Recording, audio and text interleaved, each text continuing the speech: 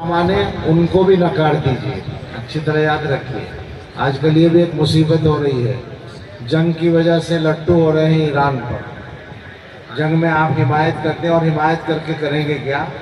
चलिए फिर भी कर दें आप हिमायत। इसराइल की मुखालफत में आप हिमायत कर रहे हैं, 100 दफ़ा करें इसराइल की मुखालफत, बिल्कुल ठीक है, लेकिन अपने अकीदे को बचा के रखिए, ज़्यादा इधर उधर मत जाइए, दीन को खिलौना मत बनाइए। ईरान इसराइल से लड़ रहा है तो इसका ये मतलब है कि शिया होना ठीक हो गया, शियत सही हो गई। जो सहाबा को गालियां दें वो ठीक हो जाएंगे।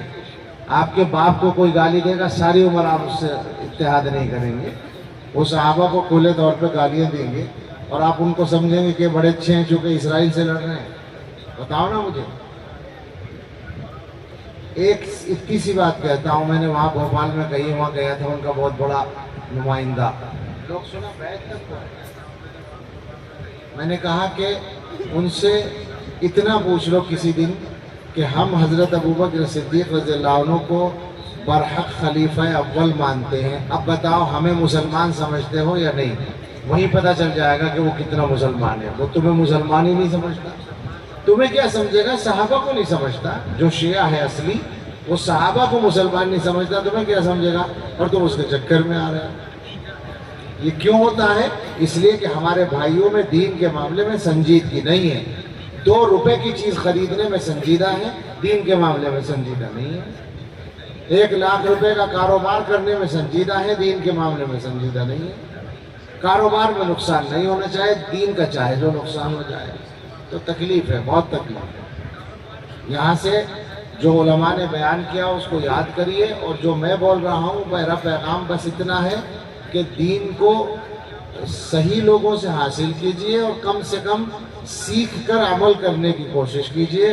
दुनिया के कामों के लिए जितनी संजीदगी इख्तियार करते हैं, कम से कम उतना तो दीन के लिए कर लें। असल तो ज़्यादा चाहिए, लेकिन इतना तो हो जाए, वरना बेड़ा गर्क होने में कोई देर नहीं है। हालात बहुत खराबी की तरफ जा रहे हैं। अल्लाह मुझे भी और आपको भी शरीयत पर चलने की तौफीक दे, और इस मदरसे की जो ज़रूरियात हैं अल्लाह उनको पूरी फरमाए, और जो काम हैं उनमें कबूलियत और बरकत अता फरमाए। सुब्हान रब्बियल अलीय्यिल आला वह्हाब, अल्लाहुम्मा सल्लि अला सय्यिदिना व मौलाना मुहम्मदिन व आलिहि व अस्हाबिहि व बारिक वसल्लिम। रब्बना आतिना फिद दुनिया हसनतन व फिल आखिरति हसनतन व क़िना अज़ाबन्नार। रब्बना हब लना मिन अज़वाजिना व ज़ुर्रिय्यातिना क़ुर्रत अअयुनिन वजअलना लिलमुत्तक़ीना इमामा। रब्बना ला तुज़िग़ क़ुलूबना बअद इज़ हदैतना व हब लना मिन लदुनका रहमतन इन्नका अंतल वह्हाब।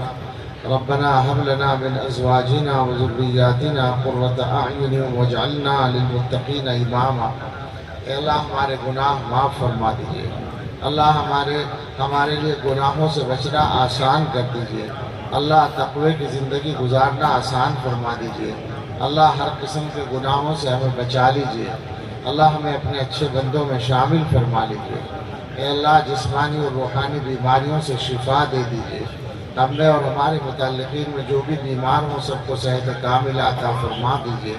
हम सबको अल्लाह कर्ज़ों से सुबुकदोश कर दीजिए। जिन जिन के ज़िम्मे भी कर्ज़े हैं अल्लाह सबको सुबुकदोश फरमा दीजिए। अल्लाह जिनके पास घर नहीं अच्छे आरामदेह घर अता फरमा दीजिए। जिनके रोज़गार में कोई परेशानी है बाबरकत हलाल रोज़गार अता फरमा दीजिए। जिनके पास औलाद नहीं है अच्छी औलाद अता फरमा दीजिए।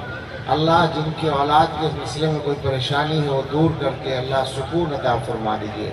हम सब की औलादों की तरफ से हमें खुशियाँ अता फरमाइए। उनके लिए हमारी दुआएं कबूल फरमाइए। उनके हक़ में हमारी तमन्नाएँ पूरी फरमाइए। ए अल्लाह इस मदरसे की हिफाजत फरमाइए, इस मदरसे को तरक्की अता फरमाइए, इसका ताआवुन करने वालों को कबूल फरमाइए, इंतज़ाम करने वालों को, पढ़ने पढ़ाने वालों को कबूल फरमाइए और सबके काम आसान फरमा दीजिए। अल्लाह आलम इस्लाम से जंग के बादल हटा दीजिए।